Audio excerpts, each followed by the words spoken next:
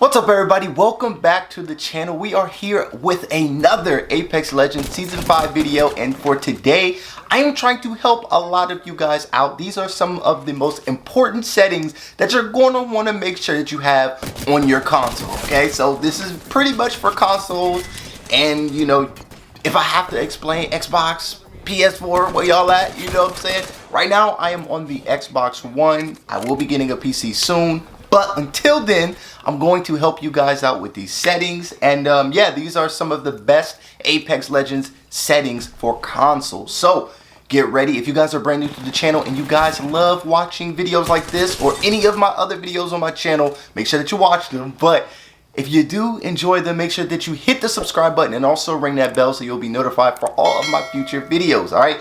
This is a video that you're going to want to watch all the way through, because if you miss one thing, it's over for you, okay? So just pay attention and also leave a like. Let's see if we can get about 100 likes on this video, and I will be breaking down more settings in another video, so stay tuned. But we're going to try and keep this one short and sweet, and we're going to get right into it. So the first one that we want to go ahead and talk about is the gameplay controls, okay? So just pay attention, hear me out. So the first thing that we want to go ahead and look at is what about the gameplay settings that we're going to want to pay attention to. So I'm going to try and keep this short and sweet, and I'm only going to be showing you guys the important things that you guys are going to want to pay attention to, all right?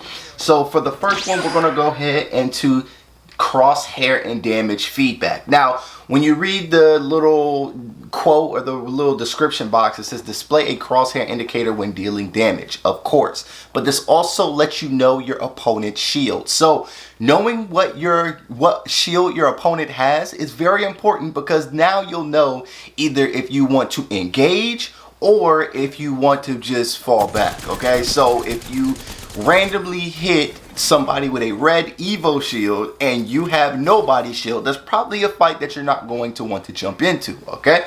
So keep that in mind. You're definitely going to want the crosshair damage feedback with shield icon, okay? All the way to the right.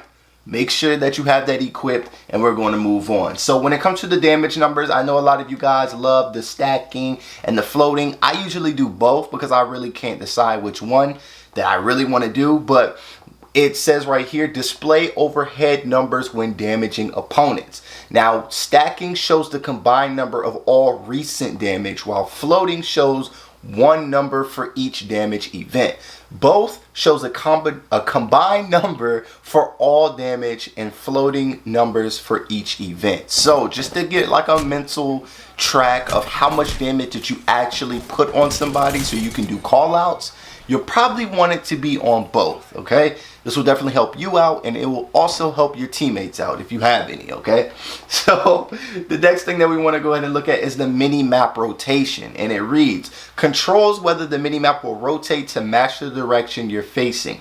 When turned off, north will always be at the top of the map.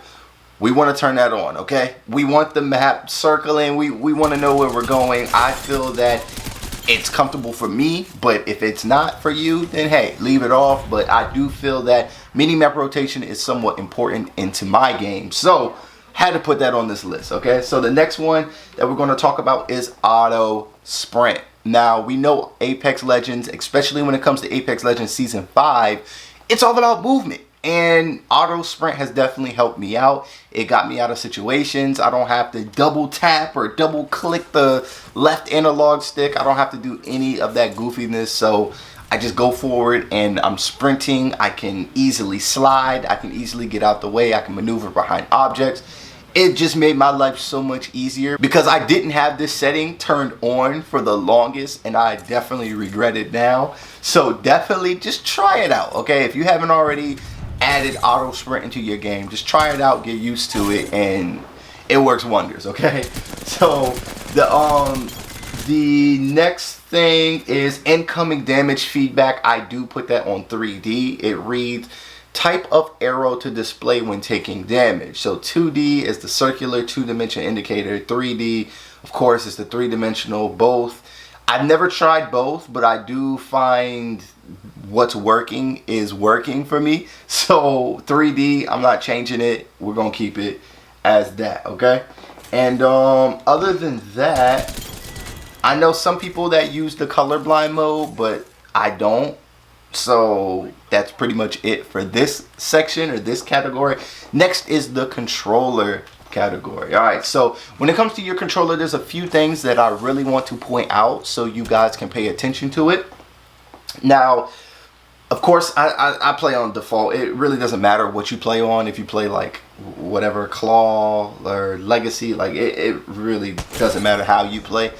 It matters your performance pretty much. Okay, so when it comes to the crouch, you want to toggle. Don't necessarily, you don't want to have to hold it. Okay, you don't want to have to hold it, because now if you have to, well, if you play on default, then if you have to hold to crouch, then your right thumb is off of your right stick. So you don't want that to happen, especially not that frequently.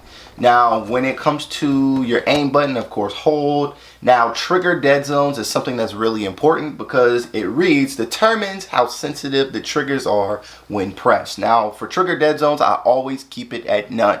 I don't want any dead zones. I don't want it to affect my game. Like, I want it as responsive as possible. So I put trigger dead zones on none. Menu cursor, you don't really have to worry about that. But now the most important thing is movement dead zones, and it reads, can prevent your movement from drifting when you're not touching the stick. Increase only if needed. Let me read the last part.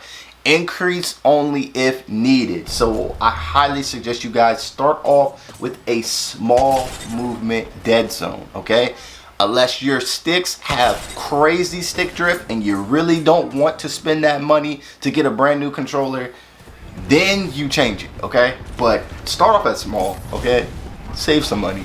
But other than that, the last thing that I want to go ahead and point out is, well, the second to last thing that I want to point out is the vibration. Always turn the vibration off, because the vibration, to me, I feel like it affects my aim just a little bit. The slightest little centimeter, all that counts.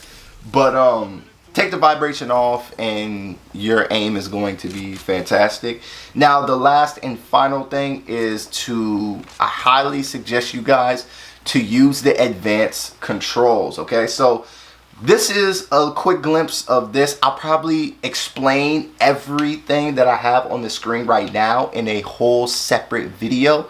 So make sure that you guys subscribe and ring the bell so you guys won't miss out on that video. But this is a video where I'll actually sit here and talk about each and every category and why I chose to either increase or decrease these. I feel that, yes, this might take the most of your time trying to figure out all of the settings and to fine tune every setting to your strengths, but I feel that it's the most valuable. Like, it's worth it. It's worth it.